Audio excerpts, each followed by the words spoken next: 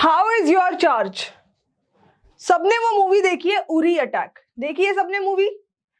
उसमें एक बहुत बड़ा मिशन जो है इंडियन आर्मी सक्सेसफुल करने जाती है एनिमी बाउंड्रीज के पार। एक ही सवाल है पूरी मूवी का जो फेमस हुआ है, हाउ इज द जोश, और उसका एक ही जवाब है जो बहुत ज्यादा फेमस हुआ है, हाय सर। तो बच्चों 12वीं क्लास में आपकी जर्नी, आपका साथी, सब कुछ क्या है, चार्ज। शुरू करेंगे हम इलेक्ट्रोस्टैटिक से, जिसका सबसे बड़ा फंडामेंटल बेस क्या है, चार्ज, उसकी प्रॉपर्टीज, उससे जुड़ा फोर्स, फील्ड, ये वो सब कुछ। और जैसे ही आपका बेस तैयार होता है, चार्ज को लेकर हम एंड तक चलेंगे, ठीक है, और 12वीं खत्म हो जाएगी, मिशन हो जाएगा सक्सेसफुल। और इस मिशन में हम क्या करेंगे, सीबीएसई और नीट की कंप्लीट प्रिपरेशन करेंगे, ठीक है। ऑलरेडी थोड़ी बहुत जर्नी जो है हम कर चुके हैं। इस जर्नी में अभी तक हमने कौन कौन से टॉपिक्स पढ़ लिए, पहले तो इलेक्ट्रिक चार्ज, उसके बेसिक प्रॉपर्टीज, मास और चार्ज में क्या डिफरेंस है वो हमने अच्छे से जान लिया। फिर हमने मेथड्स ऑफ चार्जिंग के अंदर कंडक्शन, इंडक्शन, फ्रिक्शन, उसको पढ़ लिया, ठीक है। इसके बाद हमने मेथड्स ऑफ चार्जिंग के ऊपर कुछ क्वेश्चंस करे थे और कूलम्स लॉ की शुरुआत कर दी थी। इतनी जर्नी क्या हो गई है, कवर हो गई है। पर देखो जर्नी है ना, कवर तब होती है जब साथ मिलकर सब चले, ठीक है। तो अगर आप पहली बार ये वीडियो देख रहे हो, अगर ये पहली बार देख रहे हो, तो मैं रेकमेंड करूंगी कि इसके पहले ज्यादा लेक्चर्स नहीं हुए हैं, कुछ 4 लेक्चर्स इसके पहले हुए हैं, तो वो 4 लेक्चर्स अभी के अभी आप जाओ, ठीक है, और उसको जरूर देख लो। क्योंकि अगर वो क्लियर है ना बेटा, अगर वो क्लियर है तो आज जो भी चल रहा है वो सब कुछ क्लियर हो जाएगा, और आगे जो आने वाला है वो भी सब कुछ क्लियर हो जाएगा। क्लियर मतलब साफ नहीं हो जाएगा, अच्छे से यहाँ पे भर जाएगा, ठीक है। तो ये जो अपना साथी है, आपको ये याद होगा, पिछला जो लेक्चर था मैंने एक छोटा सा ऐसे सेटअप बनाया था, एक पेन की रिफिल निकाल के इसमें डाल दिया, और यहाँ पे 2 एल्यूमिनियम लीफ आपको दिख रही होंगी, ठीक है। याद है क्या किया था प्रियंका मैम ने, कंगा वालों में घुमाया और जैसे ही लीफ के ऊपर लाए तो लीफ डाइवर्ज कर गई थी। फिर हमने इलेक्ट्रोस्कोप के बारे में पढ़ा था, चलिए इसको इस भाई साहब को हम थोड़ा सा साइड कर देते हैं, ठीक है। इलेक्ट्रोस्कोप के बारे में पढ़ा था, इलेक्ट्रोस्कोप का क्या एप्लीकेशन है, क्या यूज है, उसके बारे में पढ़ा था, और फिर हम गए थे कूलम्स लॉ के ऊपर, ठीक है। बच्चों आज जो हम करने वाले हैं वो है लेक्चर 5, ठीक है। और लेक्चर 5 जो है फिजिक्स में, ठीक है, इस चैप्टर में कूलम्स लॉ के ऊपर और क्या स्पेसिफिक क्वेश्चंस बनेंगे उसको देखेंगे, और कुछ पिछला जो पढ़ा हुआ जो सेक्शन है उसके ऊपर क्या क्वेश्चंस बन सकते हैं उनको देखते हैं। साथ साथ में मैं बता दूं डीपीपी जो है आपको सॉल्व करते हुए जाना है, ठीक है। डीपीपी आना शुरू हो गई है, वीडियोस ऐप पे इधर उधर सब जगह डल चुके हैं यार, जाओ, क्या किसका वेट कर रहे हो, फटाफट जो है अपने लेक्चर नोट्स बनाना शुरू कर दो। मैंने स्टार्टिंग वाले लेक्चर में आपसे कहा था गेट चार्ज्ड अप, ठीक है, और बैटरी डाउन ना हो जाए, चार्ज आपका खत्म ना हो जाए, भरे रखना, भरते रहना, ठीक है। जैसे ही क्लास शुरू होती है कॉपी किताब खोल के बैठ जाओ, ठीक है। और मस्कुलर मेमोरी बहुत इंपॉर्टेंट होती है, तो नोट्स बराबर लिखते जाना, ठीक है। जो भी अगर मैं बोल रही हूँ, जो भी जिसमें जो मोटिवेशन, ठीक है, जो भी काम का आ रहा है ना, जितना भी पढ़ाया जा रहा है, सब कुछ एकदम फाइन नोट्स बनाना, ठीक है। पिछले लेक्चर में मैंने आपको एक होमवर्क भी दिया था, उसकी भी डिस्कशन करेंगे। आज का लेक्चर बेस्ड है किसके ऊपर, पढ़ो ध्यान से, Coulomb's law in vector form and practice problems, ठीक है। तो हम कुछ प्रॉब्लम्स की प्रैक्टिस करेंगे। कूलम्स लॉ मतलब क्या, फोर्स के बारे में, इलेक्ट्रोस्टैटिक फोर्स के बारे में जानेंगे। इलेक्ट्रोस्टैटिक फोर्स क्या होता है भैया, वेक्टर फोर्स क्या है, फोर्स वेक्टर क्वांटिटी है। तो फिर इस लॉ को वेक्टर फॉर्म में कैसे एक्सप्रेस किया जा सकता है, ठीक है, और फिर उसके ऊपर कैसे क्वेश्चन आएंगे उसके बारे में जानेंगे। एंड तक लेक्चर देखते रहना, ठीक है। ऐसा ना हो कि बीच में बोला है, स्टार्टिंग से बोल के चल रही हूं, एक ही लाइन याद रखना, how is your charge, full sir, how is your charge, full ma'am, ठीक है, गेट चार्ज्ड अप। पहला सवाल पढ़ते चलो और जवाब मन में सोचते चलो, ठीक है, आ रहा है तो देते भी चलो। पहला सवाल क्या है, a positively charged body is brought near an uncharged gold leaf electroscope, then. एक गोल्ड लीफ इलेक्ट्रोस्कोप है, मैंने आपको बताया था मेटालिक नॉब होती है, इसके अंदर ऐसे 2 लाइट मेटालिक लीव्स होती हैं। यहाँ पे मैंने वो सिस्टम किसके ऊपर बनाया था, सिंपल सा सिस्टम बनाया था, रिफिल के ऊपर 2 एल्यूमिनियम की लीफ टांग दी थी, है ना। यहाँ पे बोला कि गोल्ड की लीफ है भाई, ठीक है। बताया भी था कि क्या एल्यूमिनियम और गोल्ड को बदल देंगे, मान लो एल्यूमिनियम की जगह गोल्ड और गोल्ड की जगह एल्यूमिनियम यूज करेंगे तो क्या कोई फर्क पड़ेगा, गोल्ड ही क्यों, गोल्ड लीफ इलेक्ट्रोस्कोप का नाम आप बार बार क्यों सुनते हो, ठीक है। तो मेटल का नेचर क्या इफेक्ट करता है चार्ज बिहेवियर को। तो मैंने आपको बताया था ये डिपेंड करता है कि किसके पास कितना बड़े साइज का एटम है, कितने ज्यादा फ्री इलेक्ट्रॉन क्लाउड्स हैं, ठीक है। उसके बेसिस पे आपकी जो मेजरमेंट हो सकती है चार्ज की वो ज्यादा एक्यूरेट हो सकती है, लेकिन रिजल्ट आपको सिमिलर देखने को मिलते हैं, चाहे वो एल्यूमिनियम हो या फिर वो गोल्ड हो, ठीक है। खैर एनीवेज, तो यहाँ पे सवाल ये है कि आपके पास एक गोल्ड लीफ इलेक्ट्रोस्कोप है, मोटा मोटी अरेंजमेंट कैसा है, मेटालिक नॉब है, ठीक है, एक क्लोज्ड ग्लास जार है, क्लोज्ड ग्लास जार है, ठीक है। ये आपकी गोल्ड लीव्स हो गई। ये नॉर्मली ये जो लीव्स हैं गोल्ड लीव्स ये ऐसे टंगे रहेंगी, ग्रेविटी की वजह से नीचे रहेंगी, पर अगर इन पे चार्ज आता है तब ये डाइवर्ज हो जाती हैं, तब ये डाइवर्ज हो जाती है ना। सो अगर इसके पास एक पॉजिटिवली चार्ज्ड बॉडी लाके रख दी जाए, पॉजिटिवली चार्ज्ड बॉडी लाके रख दी जाए, ठीक है, ये अनचार्ज्ड है फिलहाल, no charge is induced in the leaves, तो क्या लीव्स में कोई चार्ज इंड्यूस नहीं होगा, भाई पहले ही गलत है, इंड्यूस तो होगा, ठीक है। Positive charge is induced in both the leaves, अब ये बड़ी काम की चीज है, ठीक है, फिर से सुन लो अगर भूल गए हो तो।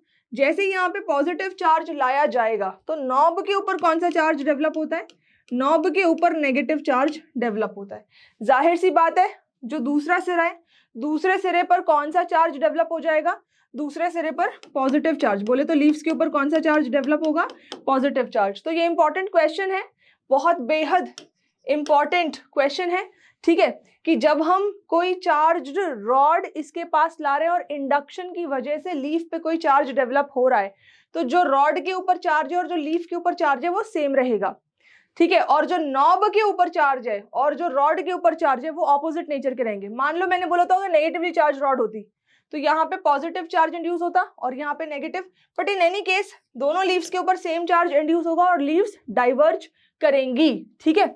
सही जवाब क्या है, positive charge is induced on in both the leaves, positively charge body है तो पॉजिटिव चार्ज ही इंड्यूस होगा, ये सही जवाब है, बाकी देखने की जरूरत नहीं है, चारों में से एक ही ऑप्शन करेक्ट है, ठीक है। अगले सवाल की तरफ पढ़ो पढ़ो पढ़ो, जल्दी पढ़ो, और पढ़कर सबसे पहले अपने दिमाग को चलाओ, ठीक है, अपने दिमाग में चार्ज को बहाओ। कौन से वाले चार्ज, जो न्यूरॉन्स के अंदर होते हैं, पता है ना, आपका दिमाग भी इलेक्ट्रिसिटी की वजह से चलता है, हाँ जी, चार्ज ही है जो आपके दिमाग को चला रहा है, चार्ज बहुत जरूरी है। सवाल पढ़ लिया, when a glass rod rubbed with silk is brought near the knob of a positively charged gold leaf electroscope, the gold leaves, क्या होगा gold leaves के साथ, ये मेटालिक नॉब हो गई, ये गोल्ड लीफ हो गई, ठीक है, इसको अपन ने जार के अंदर बंद कर दिया। देखो ध्यान से देखो, ऐसा लगे एक लड़का है, बड़ा आसान है आपका गोल्ड लीफ का स्ट्रक्चर, गोल्ड लीफ इलेक्ट्रोस्कोप का स्ट्रक्चर बनाना। तो इसके पास अपन ने क्या करा, ग्लास रॉड लाए, ठीक है, ग्लास रॉड को क्या करा, सिल्क के साथ रब करा, और ये पॉजिटिवली चार्ज्ड इलेक्ट्रोस्कोप था, ठीक है, पॉजिटिवली चार्ज्ड इलेक्ट्रोस्कोप का मतलब कि ऑलरेडी चार्ज्ड है, ठीक है। तो अगर ये ऑलरेडी चार्ज्ड है, मेटालिक बॉडी है पूरी, तो इसका मतलब क्या होगा, इसका मतलब कि पूरी बॉडी के ऊपर पॉजिटिव चार्ज है, ठीक है, पूरी बॉडी के ऊपर पॉजिटिव चार्ज है। अब अपन ने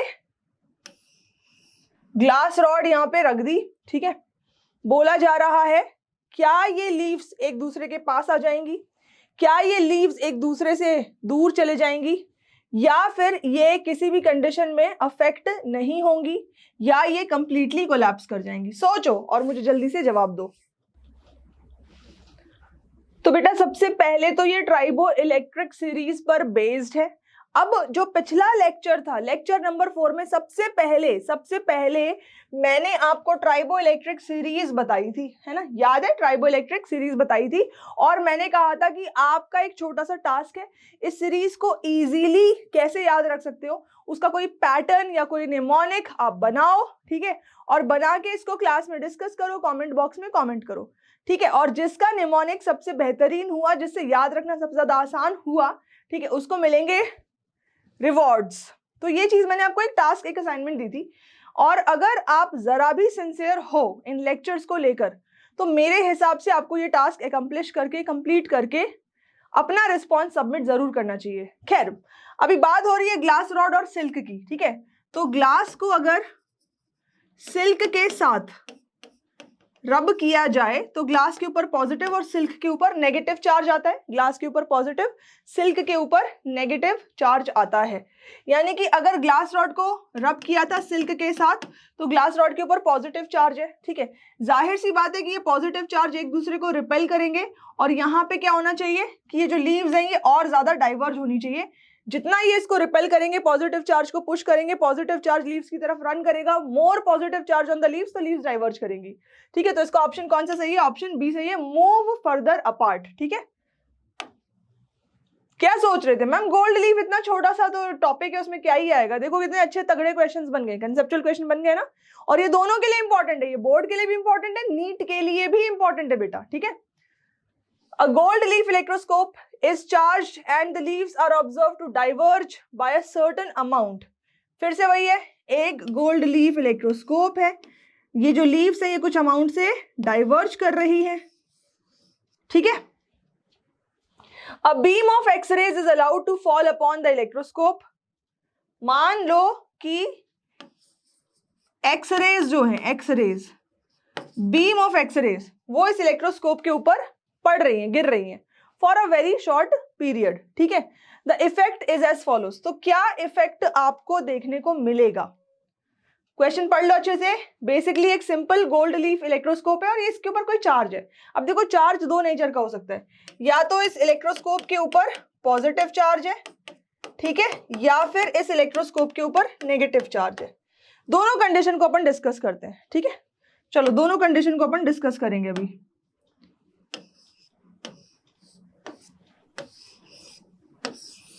नेगेटिव चार्ज है,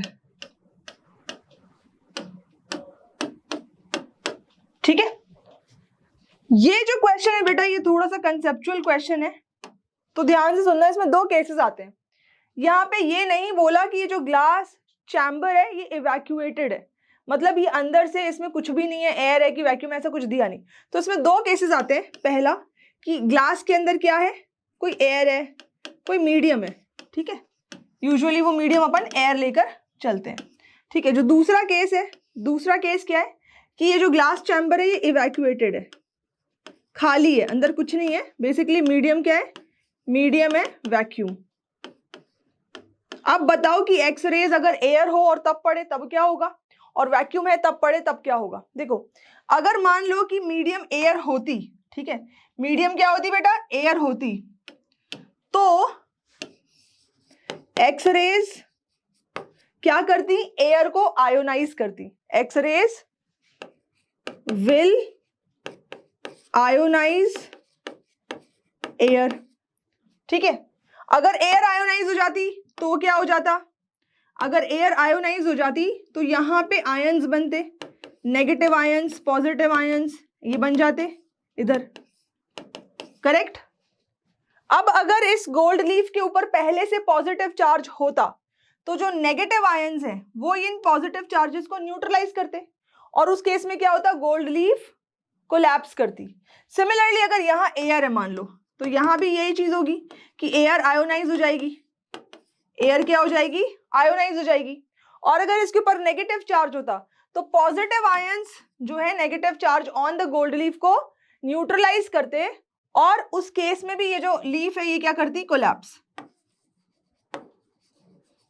तो कहने का मतलब ये है कि अगर ग्लास चैम्बर के अंदर एयर है, आयंस बनेंगे।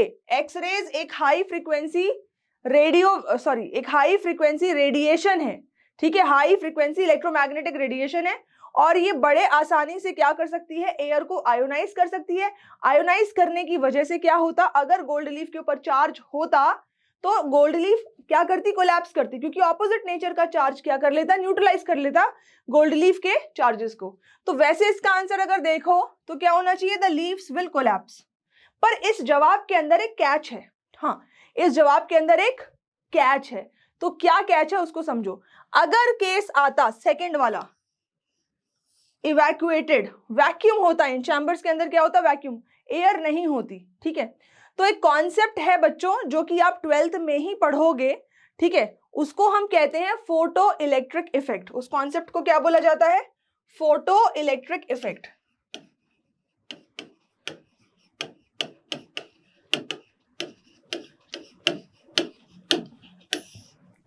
पर आप सारे 11वीं पास कर आए हो, है ना? 11वीं पास करी है कि नहीं करी है? करी है। और अगर आपने 11वीं पास करी है तो 11वीं की जब आपने केमिस्ट्री पढ़ी होगी, मेरे ख्याल से शायद चैप्टर 2 या चैप्टर 3 की बात है, वहां पे आपने फोटो इलेक्ट्रिक इफेक्ट ऑलरेडी पढ़ा हुआ है। क्या है फोटो इलेक्ट्रिक इफेक्ट? कोई सेंसिटिव मेटल हो, ठीक है, कोई सेंसिटिव मेटल हो और उस पर हाई फ्रीक्वेंसी रेडिएशन फॉल करती है। एक्सरेज क्या है? High frequency radiation, high frequency radiation. हर एक मेटल की प्रॉपर्टी है कि वो अपने सरफेस इलेक्ट्रॉन को बाहर इजेक्ट कर सकता है, वो अपने सरफेस इलेक्ट्रॉन को बाहर इजेक्ट कर सकता है अगर उस मेटल को सफिशिएंट एनर्जी मिले, और उस सफिशिएंट एनर्जी को बोला जाता है वर्क फंक्शन। उस सफिशिएंट एनर्जी को बोला जाता है वर्क फंक्शन। तो अगर मेटल को सफिशिएंट एनर्जी मिले, ठीक है, वर्क फंक्शन के बराबर की एनर्जी मिले, तो उसके जो सरफेस के इलेक्ट्रॉन है वो इजेक्ट आउट हो सकते हैं। ऐसा कई मेथड से करा जा सकता है, उनमें से एक मेथड है फोटो इलेक्ट्रिक इफेक्ट, एक होता है थर्म आयनिक एमिशन, ठीक है, मतलब कि आप इसको काफी ज्यादा हीट कर दो और हीट से एनर्जी प्रोवाइड करो, ठीक है। दूसरा क्या है? एक अच्छी हाई फ्रीक्वेंसी रेडिएशन जो है उसको मेटल पे गिरने दो, ठीक है।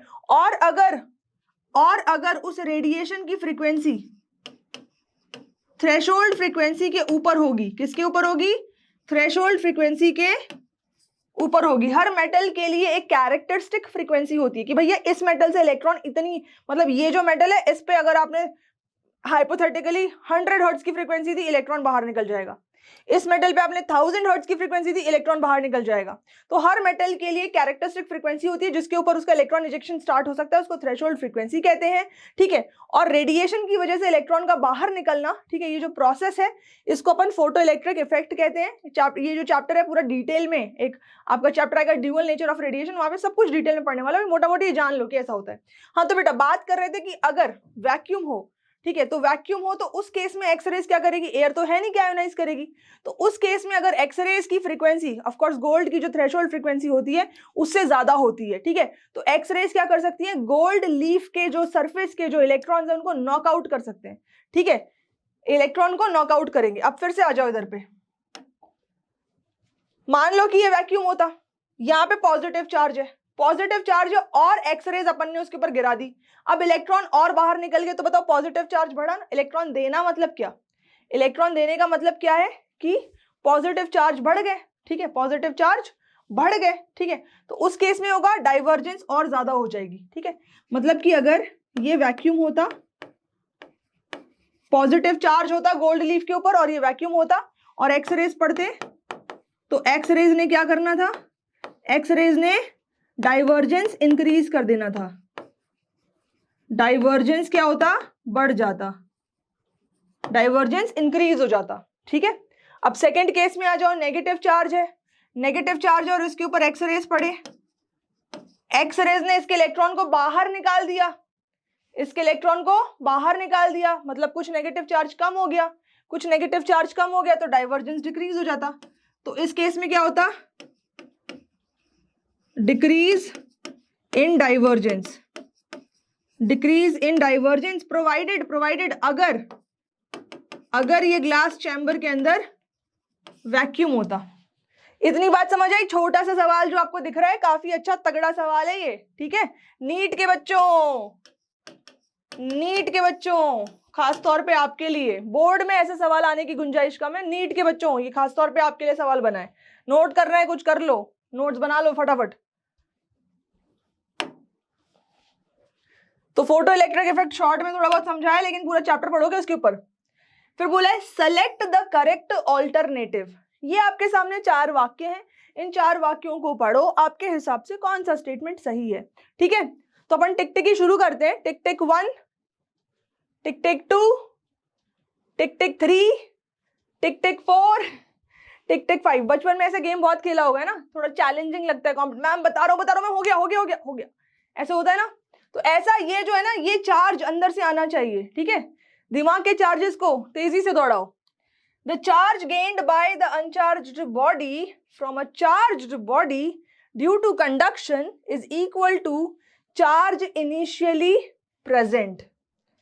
बोला जा रहा है कि अगर कोई अनचार्ज्ड बॉडी है जिसके ऊपर कोई चार्ज है ही नहीं, ठीक है, और वो एक चार्ज्ड बॉडी से गेन करती है चार्ज को कंडक्शन की वजह से, तो बोला है कि is equal to charge initially present.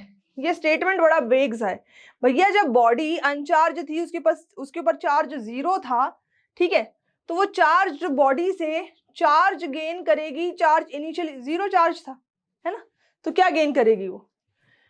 Second बोला है the magnitude of charge increase with the velocity of charge. Charge का मैग्नीट्यूड वेलोसिटी के साथ ना तो इंक्रीज होता है ना डिक्रीज होता है, चार्ज इनवेरिएंट होता है, चार्ज की वेलोसिटी पे मैग्नीट्यूड ऑफ चार्ज डिपेंड नहीं करता, ठीक है। Charge can not exist without matter, charge can not exist without matter although matter can exist without charge. याद करो एग्जाम्पल बताया था, अगर मैं बोलूं, चलो फिर से वही बात, ये पेन है, बोलो बताओ इस पेन के ऊपर कितना चार्ज है, मेटल का पेन है ये, ठीक है, ये मेटल का पेन है, तो फिलहाल इस मेटल के पेन के ऊपर 0 चार्ज है, क्या ये मैटर है? हाँ ये मैटर है, ये मैटर है। क्या मैटर बिना चार्ज के एग्जिस्ट कर रहा है? हाँ इसके ऊपर चार्ज है नहीं पर मैटर तो एग्जिस्ट कर रहा है ना, बोला है matter can exist without charge, इसके ऊपर चार्ज नहीं है पर मैटर एग्जिस्ट कर रहा है, तो ये स्टेटमेंट सही समझ में आ रही है। Charge can not exist without matter, मैंने बोला होता कि इसके ऊपर -10 कूलम का चार्ज है, बोला होता है इसके ऊपर -10 कूलम का चार्ज है, तो क्या मास नहीं होता? तब भी मास होता, छोटे से छोटा चार्ज ले लो उसके ऊपर मास होता ही है, तो charge can not exist without matter, ये पॉइंट भी सही है, यानी कि ओवरऑल ऑप्शन सी यहाँ पे सही है।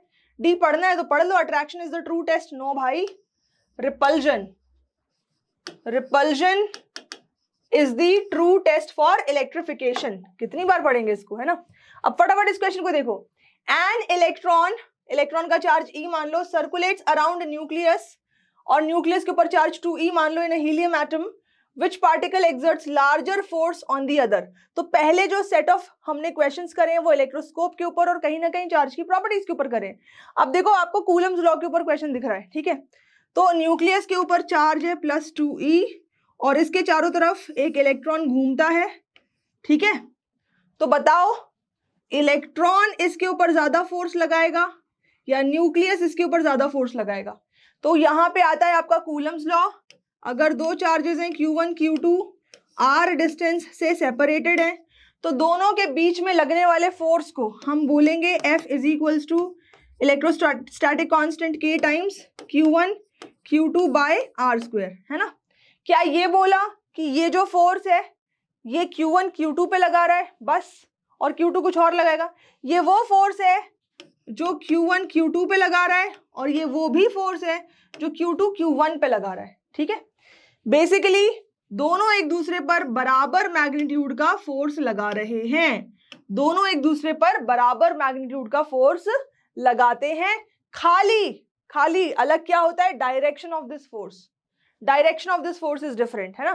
तो ये फोर्सेस कैसे होते हैं, इक्वल एंड ऑपोजिट होते हैं, मैग्नीट्यूड में इक्वल होते हैं, डायरेक्शन में ये फोर्सेस कैसे होते हैं, ऑपोजिट होते हैं, डायरेक्शन में ये फोर्सेस ऑपोजिट होते हैं। तो इसको हम ऐसे लिख सकते हैं F12 vector is equals to negative F21 vector, ऐसे लिखा जा सकता है, ठीक है। और इस प्रॉपर्टी को हम क्या कहेंगे, ये कहेंगे कि ये जो फोर्सेस हैं ये एक्शन रिएक्शन पेयर है। क्या है बेटा, एक्शन रिएक्शन पेयर है। तो Coulomb's forces action reaction pair है, ठीक है। तो दोनों एक दूसरे पर इक्वल बोला है, विच particle exerts larger force on the other, both the particle exert equal force on each other. इतनी कहानी अगर समझ में आ गई है तो अब इस सवाल का जवाब दो, what is the minimum electrical force between two charged particles placed 1 metre apart in free space. दो चार्ज पार्टिकल हैं और ये 1 मीटर दूर रखे हुए हैं ये दो चार्ज पार्टिकल, तो बताओ कि मिनिमम इलेक्ट्रिकल फोर्स क्या हो सकता है बिटवीन टू चार्ज पार्टिकल्स। बाई देखो फोर्स अगेन देखो, F is equals to electrostatic constant, ठीक है, Q1 Q2 बाय r²। सवाल में आपने बोला है कि ये कहाँ रखे हुए हैं, फ्री स्पेस में, तो फ्री स्पेस के लिए जो K की वैल्यू है ये 9 इंटू 10 की पावर 9 होता है। तो भैया ये तो फिक्स कर दिया जैसे ही आपने फ्री स्पेस बोला। फिर आपने बोला r इज इक्वल्स टू 1 मीटर, तो आपने डिस्टेंस भी फिक्स कर दिया। अगर k फिक्स है, r फिक्स है, तो f मिनिमम या मैक्सिमम Q1 Q2 के प्रोडक्ट पे डिपेंड करेगा। बोला है कि क्या मिनिमम इलेक्ट्रिकल फोर्स हो सकता है, तो ये मिनिमम कब हो सकता है? ये मिनिमम तब हो सकता है जब Q1 मिनिमम हो, जब Q1 मिनिमम हो और Q2 भी मिनिमम हो, जब दोनों के दोनों मिनिमम हो। तो सबसे छोटे चार्ज क्या हो सकते हैं? E और E। तो इनके बीच में लगने वाले फोर्स को क्या लिख सकते हो? 9 इंटू 10 की power 9 E square divided by 1 का square. The smallest Coulomb's force which can exist between two charge particles is how much? F minimum is equals to how much? 9 into 10 to the power 9 times E square। ठीक है, लो MCQ में आ गया कभी तो फटाफट टिक कर देना, E square times 9 into 10 to the power 9। ठीक है बेटा, आगे बात समझ में इतनी? अब अगर ये बात समझ में आ गई है तो अब इस सवाल का जवाब दिया जाए। What is the ratio of electrostatic force to gravitational forces between two electrons? दो इलेक्ट्रॉन है, ठीक है, electrostatic force to gravitational force का रेशियो फाइंड आउट करना है। मान लो ये r डिस्टेंस पर रखे हुए हैं, ठीक है, तो अगर आप ग्रेविटेशनल फोर्स लिखोगे Fg, gravitational constant g times, ठीक है, इलेक्ट्रॉन का मास क्या होता है? 9.1 इंटू 10 की पावर माइनस 31 kg, मास m1 m2 का स्क्वायर हो जाएगा डिवाइडेड बाय r स्क्वायर हो जाएगा। ठीक है, ठीक है भैया। उसके बाद इनके बीच में लगने वाला इलेक्ट्रोस्टैटिक फोर्स, ऑफ कोर्स आप मीडियम सेम लेकर चल रहे हो, सेम मीडियम में दोनों को रखा है, ठीक है, तो ये क्या हो जाएगा? Electrostatic constant times E square by R square. अब अगर आप electrostatic force by gravitational force निकालते हो तो जाहिर सी बात है यहां पे आप क्या लिखोगे? k times E square divided by g times 9.1 into 10 की पावर माइनस 31 का स्क्वायर। तो आपको बेसिकली ये रेशियो फाइंड आउट करना है। तो क्या ये रेशियो, आप ध्यान से देखो, कई बार ये सवाल आ सकता है आपके एमसीक्यू में, जब आप इन दोनों फोर्सेस का रेशियो निकाल रहे हो तो ये रेशियो क्या है बेटा? इंडिपेंडेंट है, independent of the distance. R cancel हो रहा है ना, आर पे डिपेंड नहीं कर रहा। दूसरा ऑफ कोर्स अगर आप फोर्सेस का रेशियो निकालोगे तो सेम मीडियम में निकालोगे, है ना। तो दूसरा पॉइंट,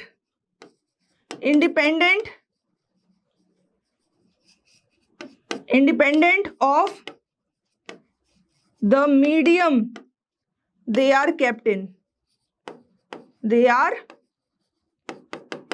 इन, ठीक है।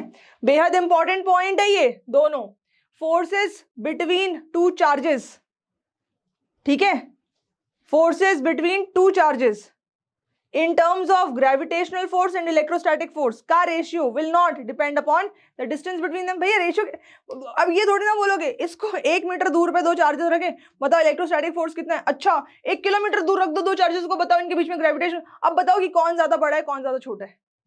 आपको बाकी पैरामीटर्स को सेम करना पड़ेगा, तभी तो एक डेफिनेट रेशियो निकाल पाओगे, पता कर पाओगे कि अच्छा सेम डिस्टेंस पे रखा था, सेम मीडियम में रखा था, तो भी इलेक्ट्रोस्टैटिक फोर्स भारी पड़ रहा है और ग्रेविटेशनल फोर्स हल्का पड़ रहा है, ठीक है। और जब ये रेशियो फाइंड आउट करते हो, कैलकुलेटर निकालना है तो निकाल लो, नहीं तो ऐसे ही कैलकुलेट कर लो। ये जो रेशियो आता है बेटा, ये रफली इलेक्ट्रोस्टैटिक फोर्स जो है रफली 10 to the power 43 times around, check कर लेना, ठीक है, 43 10 to the power 43 times gravitational force के आता है, विच मीन्स कि electrostatic force is very strong as compare to the gravitational force, and it justifies the fact that gravitational force is the weakest fundamental force of the four forces you have learned। भूले तो नहीं 11वीं की पहली जो आपने chapter पढ़ी थी फिजिकल वर्ल्ड, ठीक है, कई बार पढ़ते हो और कई बार अच्छा हो गया, वैसा नहीं। तो फंडामेंटल फोर्सेस में एक बेसिक सी प्रॉपर्टी है कि सबसे ज्यादा वीक फोर्स ग्रेविटेशनल फोर्स है और स्ट्रॉन्ग न्यूक्लियर फोर्स है, ठीक है। एंड स्ट्रॉन्ग न्यूक्लियर फोर्स के बाद दूसरे स्थान पर आता है इलेक्ट्रोस्टैटिक फोर्स। और इस तरीके से इसको फाइंड आउट करना ratio is not very difficult. आ गई बात समझ में? तो आगे बढ़ते हैं। और आगे बढ़ते हुए अब मेरे दिमाग में एक सवाल आ रहा है और ये काफी इंपॉर्टेंट क्वेश्चन है बेटा, आया हुआ है पेपर्स में, आया हुआ है। एक आपके पास चार्ज है, कैपिटल क्यू क्या है? एक चार्ज है, ठीक है। बोला है कि इस चार्ज को आपने दो पार्ट में डिवाइड किया, जिसका एक पार्ट है छोटा क्यू, तो दूसरा पार्ट क्या होगा बताओ? क्यू को, बड़े क्यू को आपने दो पार्ट में डिवाइड करा, उसमें से एक छोटा क्यू, तो दूसरा क्या होगा? बड़े क्यू में से छोटे क्यू को घटा दो, यही होगा, ठीक है।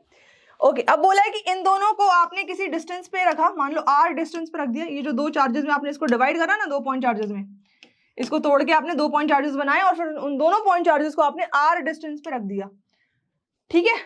So find the condition, find the condition for maximum electrostatic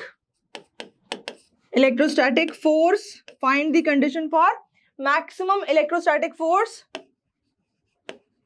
between these two fragments। तो ये जो दो पार्ट हो गए, दो टुकड़े हो गए, इन दोनों के बीच में मैक्सिमम इलेक्ट्रोस्टैटिक फोर्स लगे, उसके लिए क्या कंडीशन है बताओ, उसके लिए क्या कंडीशन है बताओ, ये सवाल है। तो बच्चों मुझे उम्मीद है कि शायद ये सवाल आपको ना आए, ना सॉल्व कर पाओ, तो मैं आपको सीधे सीधे इसका सॉल्यूशन बता देती हूँ बिना घुमाए, ठीक है।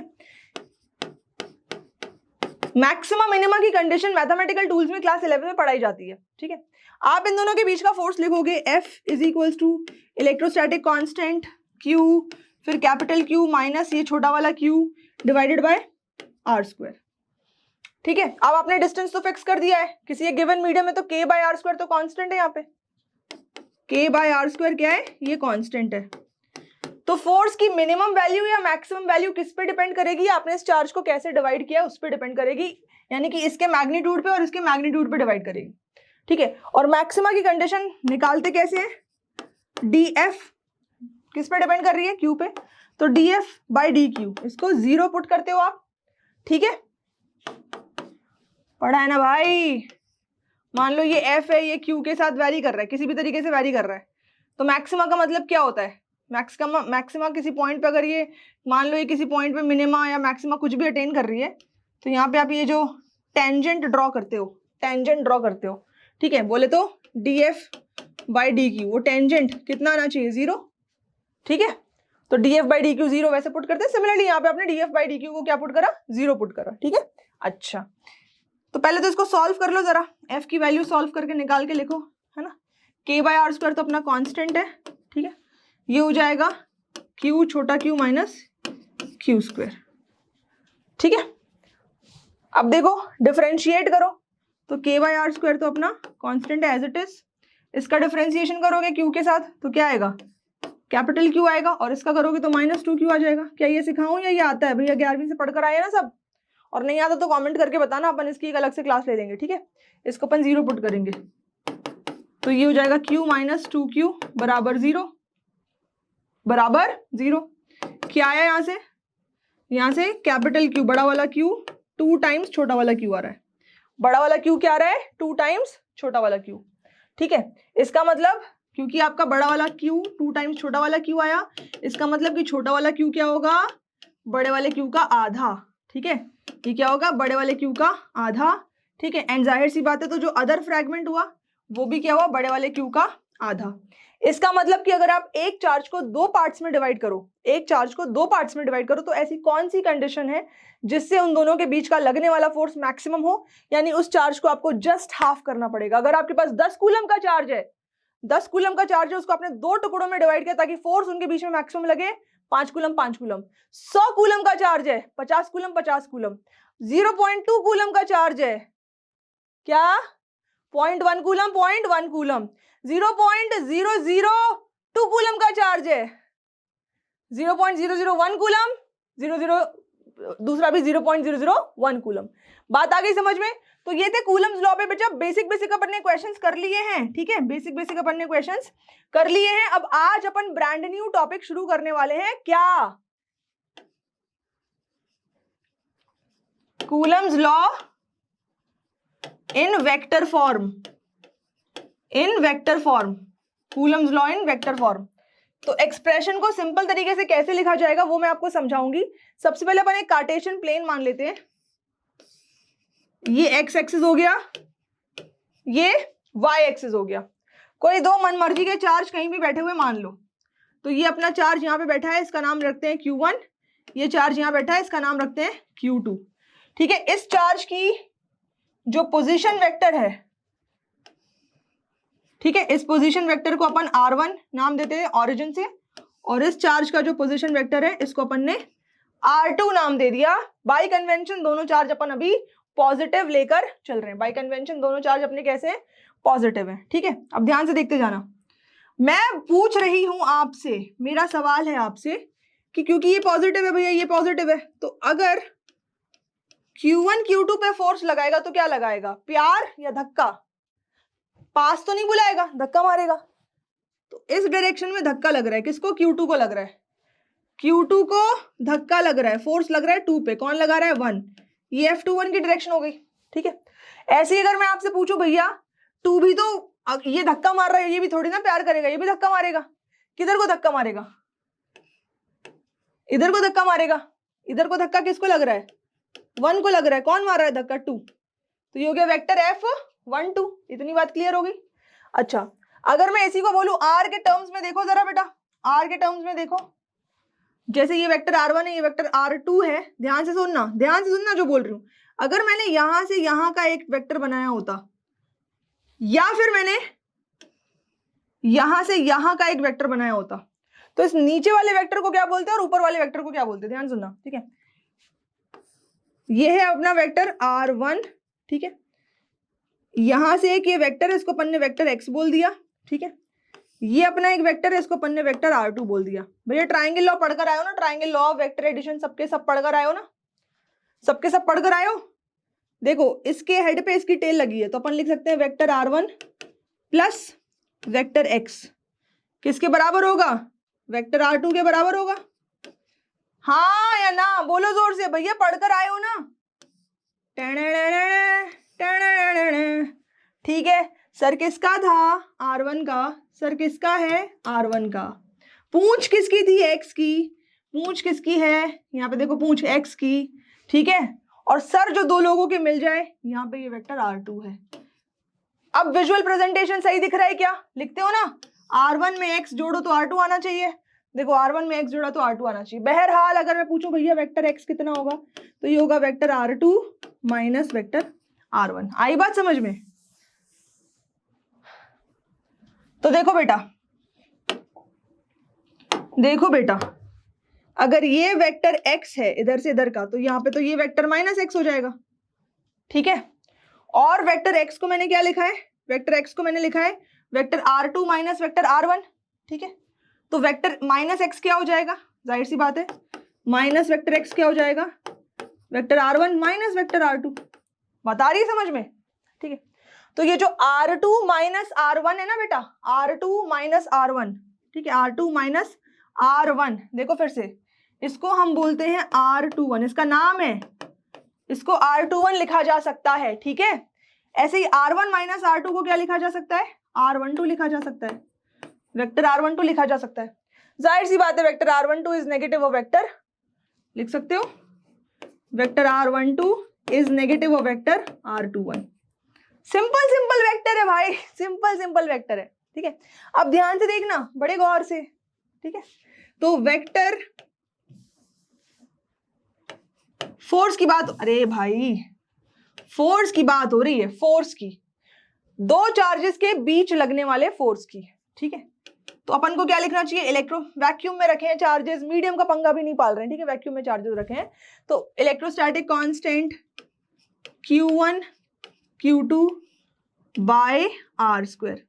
इतना सिंपल था, इतना सिंपल था। क्यों 1 2 लगा दिया? ऐसा लगता है ना, ऐसी फील आती है ना, क्यों 1 2 लगा दिया? पर बेटा 1 2 लगाने के बाद तकलीफ तुम्हारी बढ़ेगी नहीं, इनफैक्ट तकलीफ तुम्हारी आसान हो जाएगी, समझना आसान हो जाएगा। अगर मैं बात करूं यहाँ पे मैंने 1 2 लगा दिया, ये क्या बन जाएगा, वेक्टर है 1 2। भैया ये साइड वेक्टर हो गई तो इधर भी तो वेक्टर होना चाहिए, इधर भी तो वेक्टर होना चाहिए, ठीक है। तो अब इसको दो तरीके हैं लिखने के, ठीक है।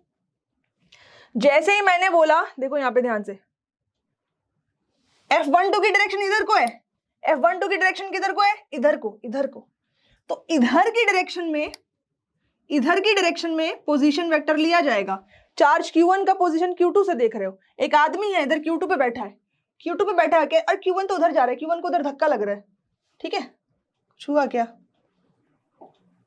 हाँ मिट गया था, बताओ, ठीक है। खैर, तो मैं एक आदमी हूं, मैं इधर Q1 को उधर धक्का लगा, फोर्स उधर लगा। अगर फोर्स उधर लगा तो मैं इधर से Q1 को देख रही हूं, तो इधर से Q1 की पोजीशन ली जाएगी, और जब इधर से Q1 की पोजीशन ली जाएगी वो क्या होगा, वो होगा minus vector x, minus vector x।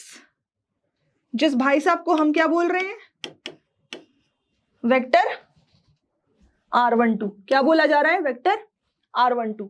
तो यहां पे ये जो r स्क्वायर है ना, r स्क्वायर, इसको अपन लिखेंगे वेक्टर r12, ठीक है, वेक्टर r12, और फिर इसका स्क्वायर लिखेंगे। भैया जो पोजीशन वेक्टर होता है पॉजिटिव नेगेटिव होता है, तो यहां तो भैया स्क्वायर लग गया। अब स्क्वायर से कैसे पता चलेगा कि ये नेगेटिव का स्क्वायर होगा, तो पॉजिटिव ही हो जाना है ना। यहाँ वेक्टर है, यहाँ आपने स्क्वायर लगा दिया, तो ये साइड क्या है, अभी अधूरी साइड है।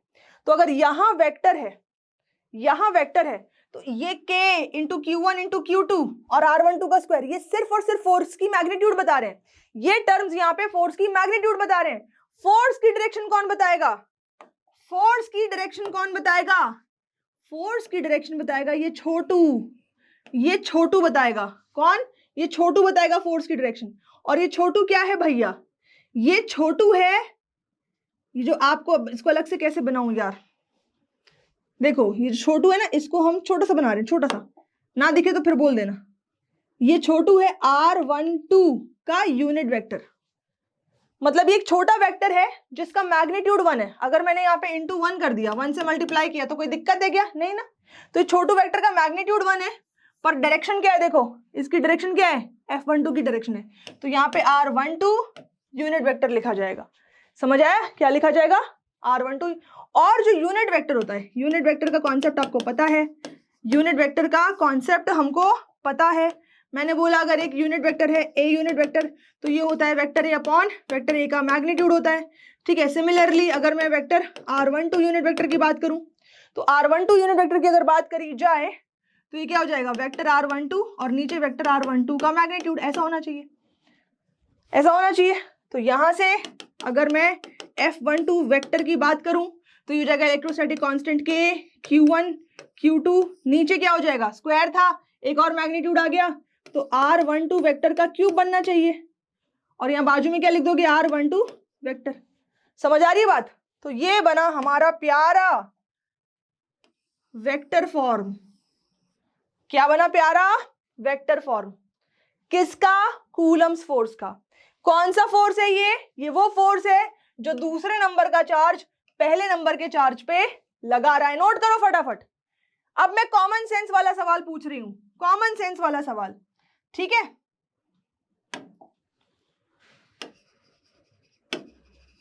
कॉमन सेंस वाला सवाल, कितने लोग भाग गए, कितने लोग भाग गए, बताओ। कॉमन सेंस वाला सवाल हो यहाँ पे कि कॉमन सेंस के नाम पे भाग गए, नहीं भागे ना, हाँ बढ़िया बढ़िया, क्योंकि common sense is very uncommon these days, but not in my बच्चाज। जो फिजिक्स पढ़ने का दम रखते हैं, जो 11वीं में फिजिक्स पढ़कर 12वीं तक आ गए हैं, तो आप में कॉमन सेंस नहीं होगा तो भैया किस में होगा, आप में तो होगा ही होगा। तो कॉमन सेंस वाला सवाल हमने लिखा, देखो अब आपको समझ में आ गया है कि वेक्टर फॉर्म में एक्सप्रेशन लिखना है, तो electrostatic constant K, Q1 Q2 R, यहाँ पे 1 2 है ना, तो यहाँ पे 1 2 आएगा, नीचे मैग्नीट्यूड का क्यूब R12 वेक्टर ऊपर लगा देना है। अब अगर मैं बोलूं भैया देखो सजाओ जरा, F21 वेक्टर को कैसे लिखोगे, K, हाँ जी, Q1 Q2, हाँ जी, नीचे क्या आएगा, R12 की जगह पे R21 वेक्टर का क्यूब आ जाएगा, ठीक है, R21 वेक्टर का क्यूब आ जाएगा, और यहाँ पे R21 वेक्टर आ जाएगा। तो ये हो गया आपका वेक्टर फॉर्म। अच्छा, अभी अपन ने क्या पढ़ा था? अरे भाई, अपन ने पढ़ा था कि r12 vector is negative of r21 vector. पढ़ा था ये? पढ़ी है ना, पिछले वाले स्लाइड पे ये लाइन पढ़ी है। तो अगर मैं यहाँ पे एक काम करूं, r21 को जरा रिप्लेस कर दो, ठीक है, r21 को रिप्लेस कर दो। देखो भैया, यहां अपन ने मैग्नीट्यूड लिया है, यहां पे क्या लिया? मैग्नीट्यूड। एक चीज बताओ, r21 वेक्टर है और यहां मैग्नीट्यूड ले लिया, ठीक है, और यहाँ पे r12 वेक्टर है, मैग्नीट्यूड ले लिया, मतलब ये 2 मीटर, ये 2 मीटर, ईस्ट हो वेस्ट हो, अपन को क्या मतलब, 2 मीटर 2 मीटर बराबर हुआ ना, ये बराबर हुआ। इस पे चाहे मैं स्क्वायर लगाऊं, चाहे मैं 1/2 लगाऊं, चाहे मैं 3 लगाऊं, 4 लगाऊं, कोई भी पावर लगाऊं, ये ब्रैकेट में कुछ भी हो बराबर रहेंगे, है ना, मैग्नीट्यूड है।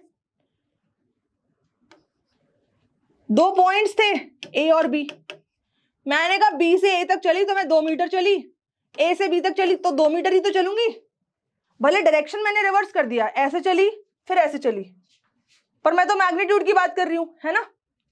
तो अगर मैं इसको सजाकर ऐसे लिख दूं, के Q1 Q2, R21 की जगह R12 लिख दिया और क्यूब लिख दिया, तो क्या ये बेस और ये बेस सेम रहेंगे? सेम रहेंगे, क्योंकि नीचे मैग्नीट्यूड था। पर जैसे ही मैंने R21 को R12 कर दिया वेक्टर यहाँ पे, तब मुझे यहाँ साथ में नेगेटिव साइन लगाना पड़ेगा, ठीक है। किसकी वैल्यू लिखी जा रही है? F21 वेक्टर की, ठीक है। पर देखो, के Q1 Q2 Q1 Q2 R12 cube R12 R1, हाँ बस एक नेगेटिव साइन डिफरेंट है, यानी कि ये पूरा का पूरा माल और साथ में ये माल, ये इक्वेशन है F12 है, तो ये हो गया वेक्टर F21 किसके बराबर? F12 के बराबर। ये नेगेटिव साइन छूटा था, आगे लगा दो, ठीक है, समझ आ रही बात। और इसी इक्वेशन को आप कहते हो अपना प्यारा action reaction pair, action reaction pair. Coulomb's law is what? Action reaction pair. इस तरीके से वेक्टर फॉर्म में अपन इसको एक्सप्रेस कर सकते हैं।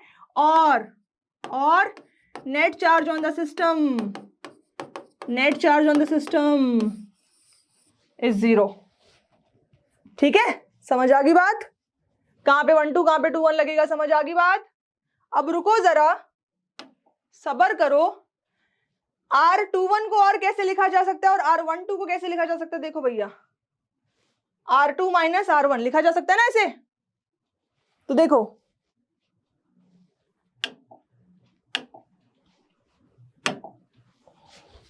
छोटा कर देते हैं इसको, छोटा करते हैं इसको, छोटा कर दिया, छोटा करके अब एक बार और अच्छे से, थोड़ी और अच्छी सजी धजी भाषा में लिखेंगे।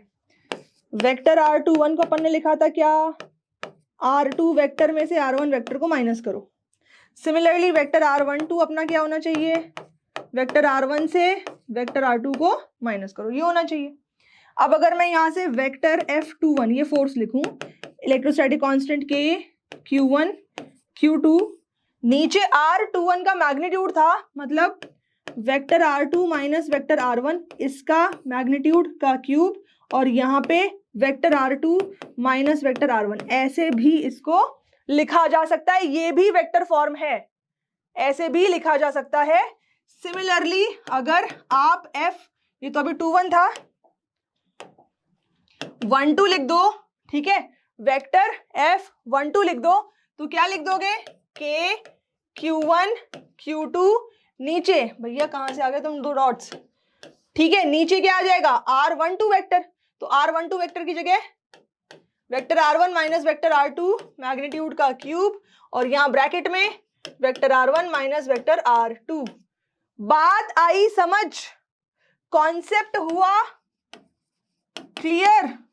ऐसे कैसे क्लियर हो जाएगा जब तक इस पर सवाल नहीं किया जाएगा। सवाल करना बहुत जरूरी है। पहला सवाल तो बेटा आपका यही आएगा, 4 एक्सप्रेशन दे दिए, 4 एक्सप्रेशन देने के बाद पूछ लिया कि बताओ कौन सा सही वेक्टर फॉर्म है, ठीक है। तो आपको मैंने अलग अलग तरीकों से बता दिया, ये भी वेक्टर फॉर्म है, ठीक है, ये भी वेक्टर फॉर्म है, इसको यूनिट वेक्टर के फॉर्म में भी लिख सकते हो। तो आइडेंटिफिकेशन आपको यहां से आनी चाहिए, यहां से आइडेंटिफिकेशन आनी चाहिए। इतनी बात क्लियर है? ओके। अब वेक्टर फॉर्म अपन ने कर लिया, ठीक है। इसके बाद बेटा वेक्टर फॉर्म पे कैसे कैसे क्वेश्चन आ सकते हैं इसको भी आप समझ लो। बहुत सिंपल सिंपल क्वेश्चन लेकर चलते हैं, ठीक है। पहला सवाल, ये लो आपका एक्स एक्सिस है, वाई एक्सिस है, ठीक है।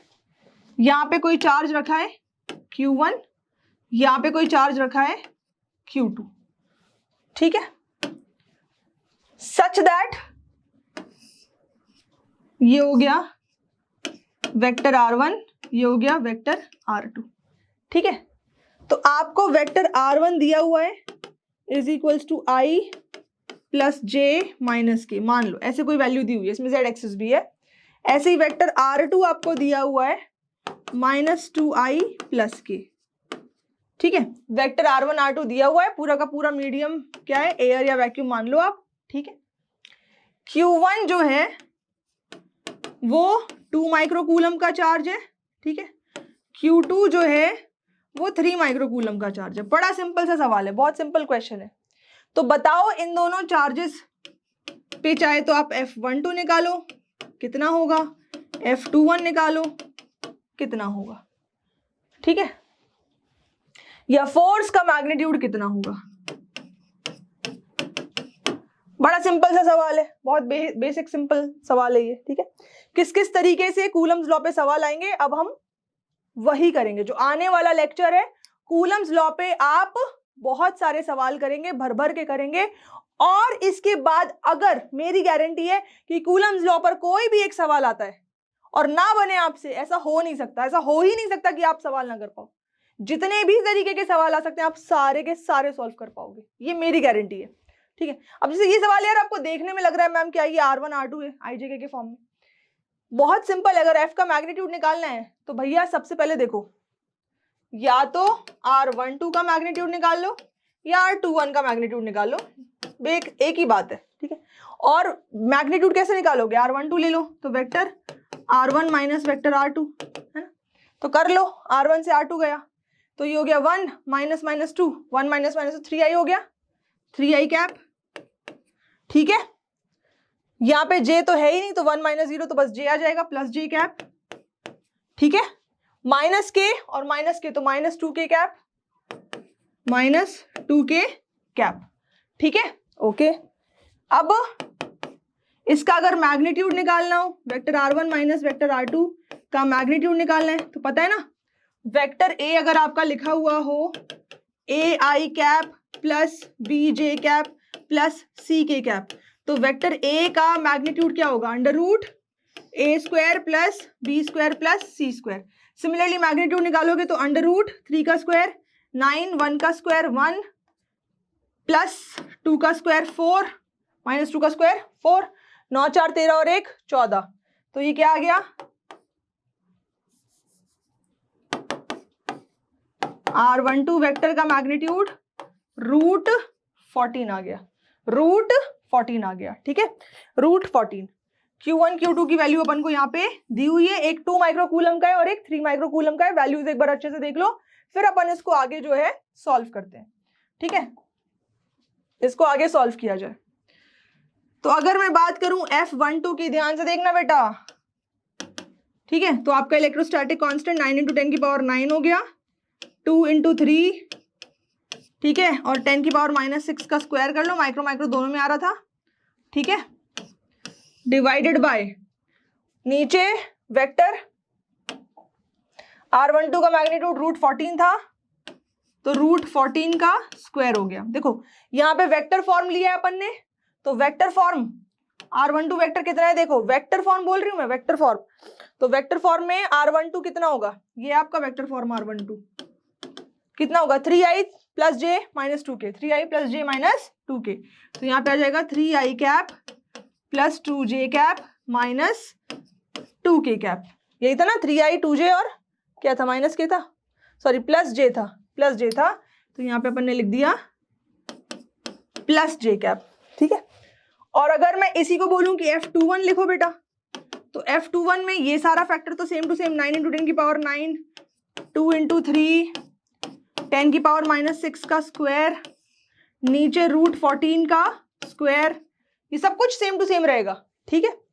इसका रिवर्स कर दो, ये हो जाएगा -3i कैप माइनस जे कैप प्लस 2k कैप। बात आ रही है समझ में, ठीक है। तो ये हो गया आपका वेक्टर F12 वेक्टर F21, ठीक है। अब अगर आपको पूछा जाए कि भैया ये वेक्टर F12 और वेक्टर F21 का भी मैग्नीट्यूड चाहिए, ठीक है, इसका भी क्या चाहिए बेटा, मैग्नीट्यूड चाहिए। तो अगर इसका भी मैग्नीट्यूड चाहिए तो ये क्या था अपना, ये था वेक्टर R12, ये जो अपन ने यहाँ पे लिखा है वेक्टर R12।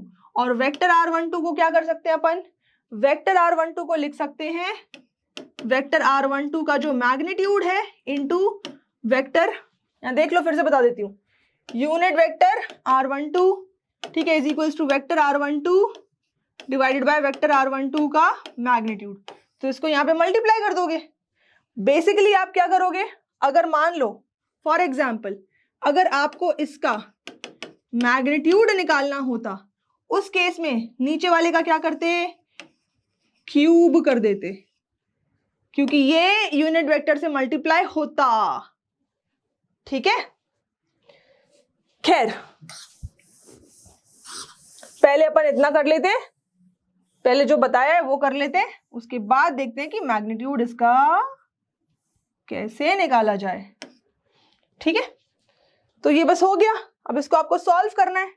यहाँ पे अगर √14 का स्क्वायर करोगे तो √14 का स्क्वायर करोगे तो क्या आ जाएगा, 14 आ जाएगा, है ना। √14 कोई भी एक सॉल्व करो तो अगला तो आपको पता ही है फिर कैसे लिखेंगे। तो ये आ गया आपका 14, सॉल्व करो बेटा, 2 7 जा 14, इससे ज्यादा ये कैंसिल होगा नहीं, 9 3 जा 27, 27 को भले आप चाहे तो 7 से डिवाइड करो या ऐसे ही छोड़ दो, ऐसे छोड़ दो, 27/7 लिखकर छोड़ दो, ठीक है।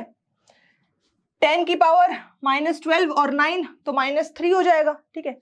तो ये जो आपका वेक्टर F12 आ रहा है, कोई भी एक वैल्यू लिख देते हैं, वेक्टर F12 आ रहा है, क्या आ रहा है 27/7, ठीक है, इंटू 10 की पावर -12 और 9 -3, ठीक है, और ब्रैकेट में 3i कैप प्लस जे कैप माइनस 2k कैप। तो इस तरीके से सिंपल वेक्टर प्रॉब्लम्स आप जो है सॉल्व कर सकते हो, ठीक है। अब अगर बात करी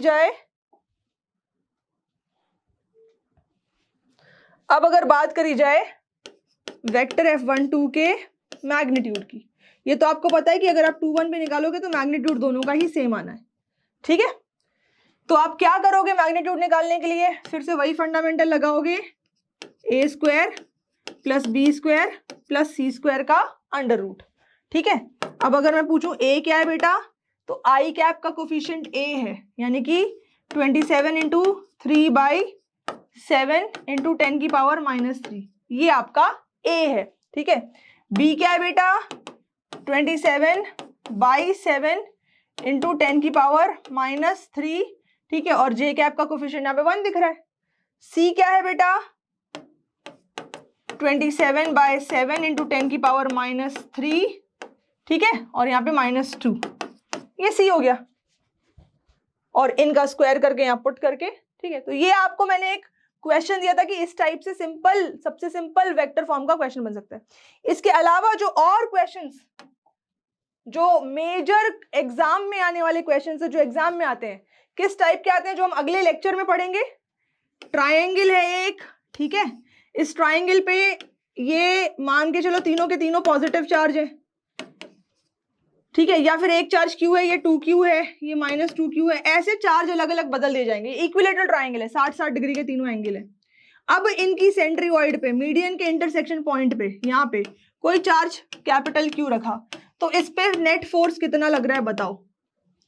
या फिर ऐसे ही एक स्क्वायर है, स्क्वायर के डायगोनल के सेंटर पे एक चार्ज रखा, यहाँ पे Q था, -2Q था, Q था, 2Q था, ऐसे कोई भी चार्ज इस तरीके से दे दिया जाएगा, तो यहाँ पे रखे हुए चार्ज पे नेट फोर्स कितना लग रहा है। क्यूबॉइड है, क्यूबॉइड के डायगोनल के इंटरसेक्शन पॉइंट पे कोई चार्ज रखा है, नेट फोर्स कितना लग रहा है। तो ये वेक्टर फॉर्म के बेटा क्वेश्चंस बनते हैं। समझ आ रही है डेप्थ ऑफ द सिचुएशन, कितनी गहरी सिचुएशन है, समझ आ रही है। तो जो अगला लेक्चर होगा वहां पे बेसिक प्रॉब्लम से लेकर एडवांस्ड प्रॉब्लम तक ऑन कूलम्स लॉ हम करने वाले हैं। तो अगला लेक्चर बिल्कुल मिस मत कर देना, ऐसी भारी गलती मत कर देना, ठीक है। वो लेक्चर अगर अच्छे से समझ में आ गया तो कूलम्स फोर्स पे कोई भी क्वेश्चन, कौन सा कलर लूं, पिंक, मुस्कुराते रहो, मुस्कुराइए, learn with a smile, you are with easily, ठीक है। कोई भी कॉन्सेप्ट जहां पे कोई भी दिक्कत है तुरंत कमेंट करो, जवाब बेटा आपको तुरंत मिलेगा, लेकिन भैया मेहनत खुद करनी पड़ती है, ठीक है। कोई खाना बनाकर आपको दे सकता है, खाना मुंह में भी डाल सकता है, ठीक है, चबाया हुआ खाना भी देगा, लेकिन पेट तो आप ही का डाइजेस्ट करेगा ना उसको। पॉइंट ये है कि कितना भी रेडीमेड करते जाओ चीजों को, कितना भी रेडीमेड करते जाओ, फिर भी अंत में मेहनत आप ही को करनी है। ये लाइन मत भूलना, मेहनत आप ही को करनी है। अंदर का चार्ज खत्म ना हो, दिमाग में चार्ज दौड़ता रहे, स्टे चार्ज्ड अप, ठीक है। थैंक यू, मिलेंगे अगले लेक्चर में, ठीक है।